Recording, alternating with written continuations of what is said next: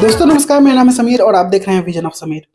टमाटर गाल का सुपरहिट जोड़ी खेसारी लाल यादव और सपना चौहान की जोड़ी। ये जोड़ी एक बार फिर से होली के गानों का शूटिंग कर रही है और शूटिंग के सेट से खेसारी लाल यादव ने सपना चौहान के साथ एक रील वीडियो बनाया है। सबसे पहले आप लोग इस वीडियो को देख लीजिए। बाल्टी ओढ़कर और वही देसी अंदाज में खेसारी लाल यादव का जो कोड है, उसी अंदाज में खेसारी लाल यादव ने इस रील वीडियो को बनाया है टमाटर गाल पे। ये 10,000 रील इस गाने पे भी कंप्लीट हो गया है और 6 मिलियन व्यूज भी कंप्लीट होने वाला है। और इस गाना पे खेसारी लाल यादव ने बहुत ही खूबसूरत तरीके से सपना चौहान के साथ इस रील वीडियो को बनाया है। आप लोगों को बहुत ही पसंद आएगा, मुझे तो बहुत ही ज्यादा पसंद आ रहा है ये वीडियो, क्योंकि इसमें देसी अंदाज देखने को मिल रहा है। और प्लस में वो बाल्टी ओढ़कर जो खेसारी लाल यादव दे देते हैं टच ना, वो किसी के बस की बात नहीं है।